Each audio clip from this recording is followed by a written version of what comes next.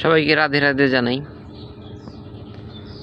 আমাদের একটা গল্প শোনাই, যাদের সময় আছে শুনবেন, আর যাদের সময় নাই না শুনলেও হবে। কর্ম, আমাদের কর্ম বলতে আমরা যা কর্ম করি ভগবান তারই প্রতিদান দেয়।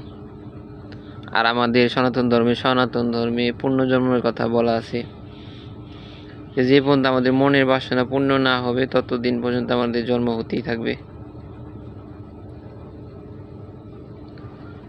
একটা গল্প শোনাই, অনেক পুরাতন একটা গল্প। একটা গ্রামে একটা বধূ ছিল, আর তার অনেকেই ছিল, তাদের দুজনের মধ্যে হাজবেন্ড ওয়াইফ, স্বামী স্ত্রী ছিল দুজন। আর বউটা ছিল অনেক ধার্মিক, মানুষদের সেবা করতো, যখন যারটা যেটুকু পারতো সাহায্য করতো, ভগবানের নাম নিত, ভগবানের নাম ধ্যান করতো সব সময়। কিন্তু ওই তার যে স্বামী ছিল সে প্রতিদিন তাকে সন্ধ্যাবেলা মারতো, মানে মারতোই, দিনে একবার হলেও মারতো। তখন ওই মেয়েটা একজন বড় সন্ন্যাসীর কাছে জিজ্ঞাসা করলো যে আমি তো সব কিছু করি, ধর্ম কর্ম করি, তবু আমার স্বামী আমাকে প্রতিদিন কেন মারে? সে বলল, তোমাকে প্রতিদিন সে কি খেতে দেয়?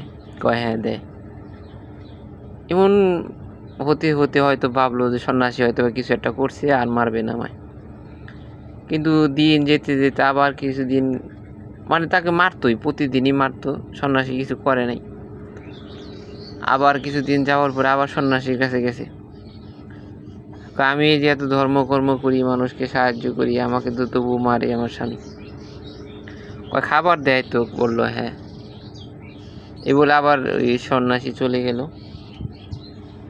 অনেক তারপরের থেকে আরো মারতে মারতে মানে প্রায় অতিষ্ঠ অবস্থা, তখন কান্না করে যে বলতে লাগলো যে আমাকে কিছু একটা করেন, আমাকে বাঁচান।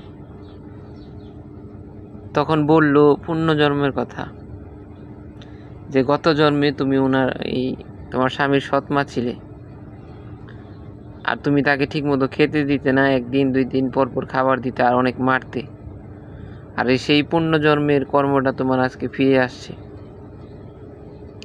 এটা সত্য জানার পরে স্বামী যতবার তাকে মারছে সে কখনো কান্না করেনি। সে ভাবতো যে এটা আমার কর্মফল, আর কর্মফল ভোগ করতেই হবে। অনেক মানুষ আছে আমরা যারা বিনা কারণে দেখবেন যে কোনো কষ্ট নাই, কিছু নাই, চিন্তা নাই, তবু মনে এক আকাশ পরিমাণ চিন্তা, মাঝে মাঝে চোখ জলে ভেসে যায়। আসলে এটা কাউকে কষ্ট দেওয়ার যে একটাই থাকে, ওটাই আমাদের বহিঃপ্রকাশ পায় বা কষ্ট দেয়। কর্মই সব থেকে বড় জিনিস, কর্মই ধর্ম, কর্ম ফিরে আসে।